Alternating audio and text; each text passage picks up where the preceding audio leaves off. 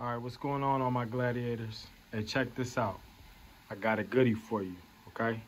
So this is my list on what to look out for when purchasing a used car.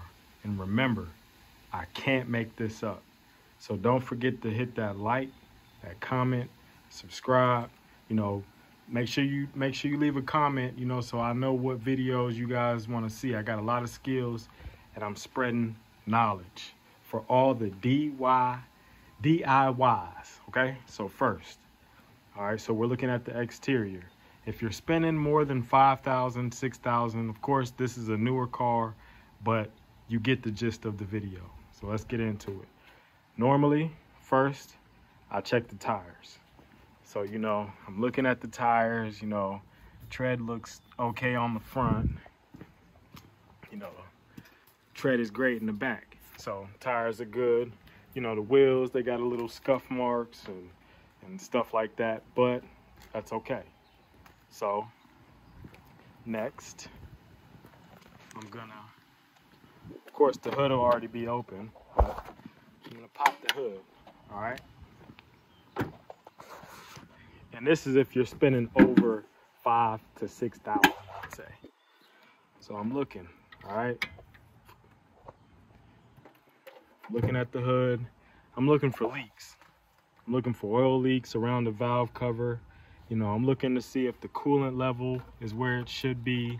I'm gonna check the oil, make sure the oil looks good. Looks pretty good to me. Another thing I check for is I open the cap.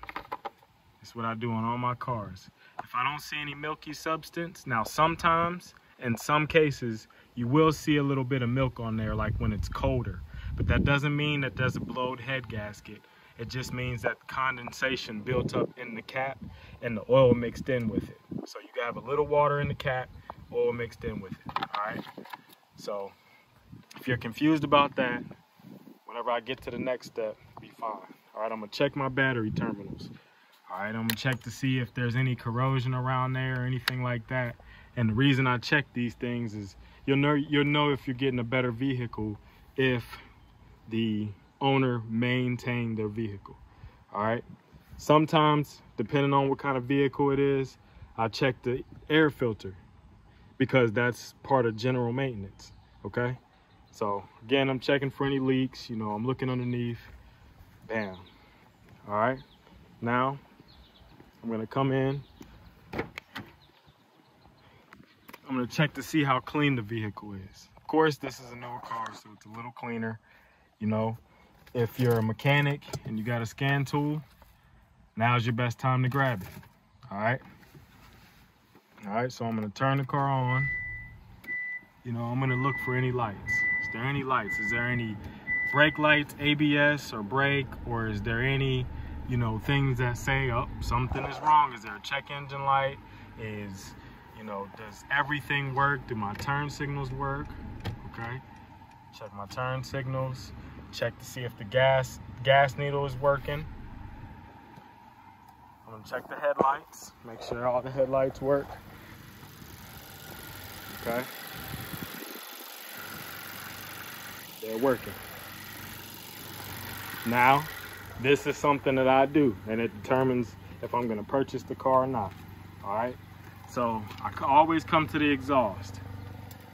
You really can't check on this one. Well,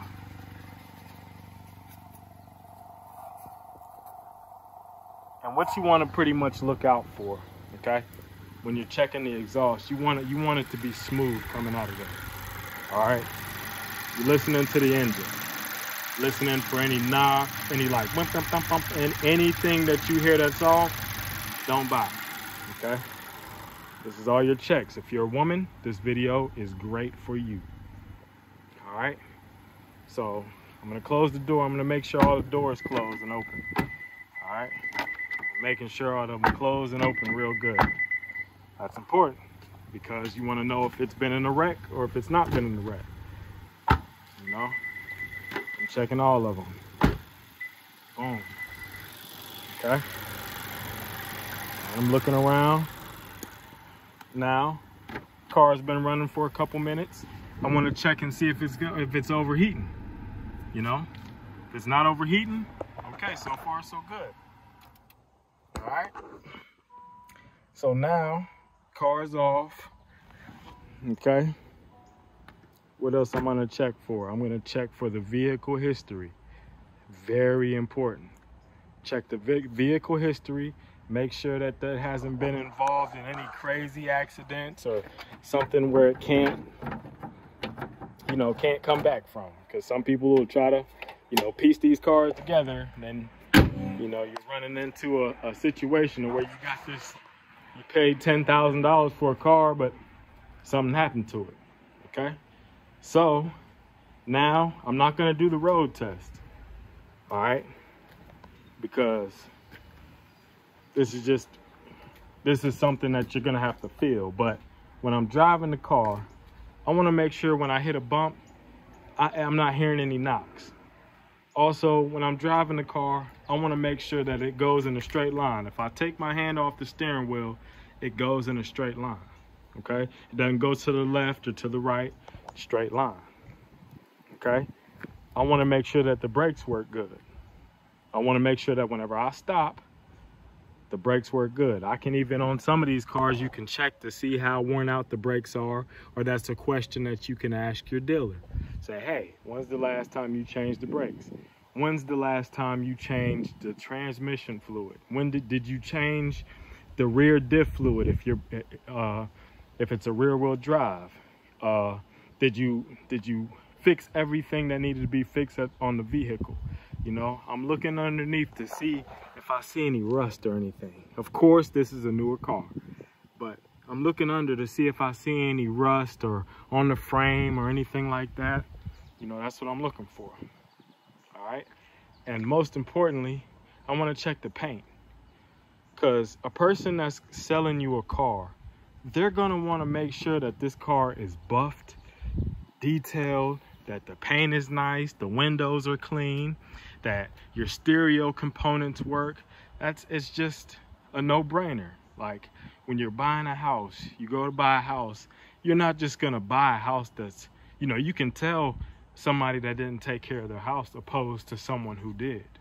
So, you know, just things to look out for, you know, just manual things. Make sure your horn works, and write this stuff down, okay? If you have to listen to the video 20 times, listen to the video 20 times. All right, make sure all your door handles work. Make sure your trunk works. All right. Make sure your trunk opens and closes. Make sure your brake lights work. Make sure your reverse light works. These are all questions that you ask.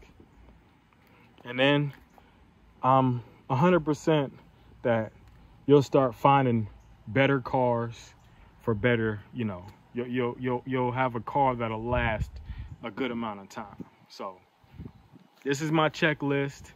If I left out anything, leave a comment, ask a question. I'm gonna do another video on mechanic special. If someone's a mechanic, they're mechanically inclined, I'm gonna give you some things to look out for where you can have you can buy a good car. You know, it might need some stuff, but a really good car, and this will be for the 1,000 and less.